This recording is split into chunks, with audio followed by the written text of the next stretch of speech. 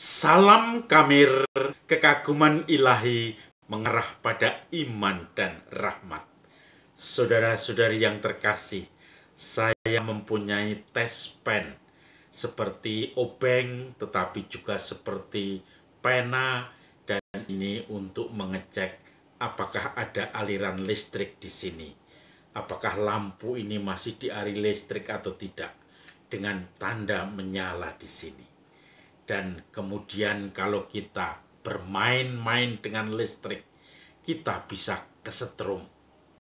Tetapi kalau kita bermain-main dengan listrik, asal kaki kita tidak menyentuh tanah, karena tanah itu adalah ground, menarik semua, maka kita pun tidak akan tersetrum. Ya, itu kalau kita gantung dan kita memegang listrik, kita tidak kesetrum. Tetapi kalau kita menyentuh tanah, barulah ketarik dengan ground itu. Maka setiap rumah selalu diberi ground dengan di ujung rumah biasanya, apalagi kalau dipasangi anti petir, penangkal petir, maka kemudian ada ground yang kalau ada petir langsung lari masuk, dinetralkan, masuk ke bumi, ke dasar bumi, dasar dari seluruh kenetralan.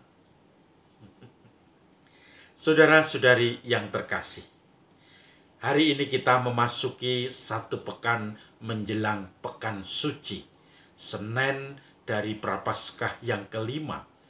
Besok minggu kita sudah masuk ke Minggu Palma, dan ini merupakan minggu sengsara Tuhan. Tetapi Yesus yang diberitakan masuk ke bait Allah, dia mengajar, dan pagi-pagi dia sudah didatangi oleh banyak orang Yahudi yang mau menjebaknya, kalau bisa menyalahkan dia. Mereka membawa seorang perempuan yang kedapatan berzina.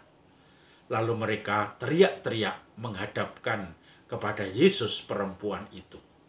Guru, perempuan ini kedapatan berbuat zina. Menurut hukum Musa, dia atau perempuan-perempuan semacam ini harus dilempari dengan batu. Bagaimana pendapatmu? Yesus mungkin juga bertanya-tanya, orang ini kedapatan berzina, mana laki-lakinya? Kok hanya perempuan saja yang dihadapkan kepada Yesus? Tetapi kemudian supaya mereka akhirnya terbuka matanya, tidak bisa mempersalahkan Yesus. Yesus pun kemudian menunduk ke tanah, menulis ke tanah, membungkuk, lalu kemudian dia seperti menunjuk di tanah, membuat ground atau netral. Maka kemudian ketika bertanya untuk melempari wanita itu dengan batu atau dihukum rajam, Yesus menjawab, siapa di antara kamu yang tidak berdosa? Silahkan melempar yang pertama. Rupanya orang-orang itu merasakan diri berdosa.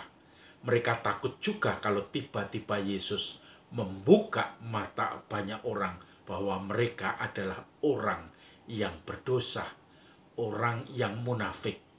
Lalu di antara orang itu yang paling tua mulai meninggalkan orang banyak itu, wanita dan Yesus. Dimulai dari yang paling tua, kemudian berikutnya sampai orang-orang itu habis. Lalu Yesus bertanya kepada wanita itu, di manakah mereka? Tidak adakah yang menghukummu? Wanita itu yang sudah tidak punya harapan, karena biasanya orang atau wanita yang kedapatan berzina sudah mati dirajam, dilempari batu. Lalu dia merasakan bersyukur, berterima kasih karena diselamatkan oleh Yesus. Wanita itu menjawab, tidak ada guru. Lalu Yesus mengatakan, kalau begitu kamu pergilah dan jangan berbuat dosa lagi, supaya tidak terjadi hal-hal buruk di antara kamu. Lalu wanita itu pun pergi dengan semangat, pergi dengan penuh kegembiraan, dan karena dilepaskan dari jerat kematian, wanita itu pun akhirnya menjadi rasul mewartakan kebaikan Yesus yang telah menyelamatkannya. Yesus tidak menunjuk ke wanita itu atau menunjuk ke orang banyak, tetapi dia membungkuk ke tanah, menulis di tanah, menunjuk tanah sebagai ground netral. Maka kemudian justru dengan kenetralan itu, dia ingin mempermalukan orang yang suka menunjuk orang lain, tetapi juga ingin mengangkat orang yang sudah kehabisan pengharapan karena terancam kematian dengan dirajam sampai mati. Wanita ini kemudian penuh kegembiraan. Dengan kenetralan itu, maka Yesus menyemangati orang yang sudah terpojok, tetapi juga mempermalukan orang yang merasa dirinya benar, lebih hebat, lebih baik daripada orang lain.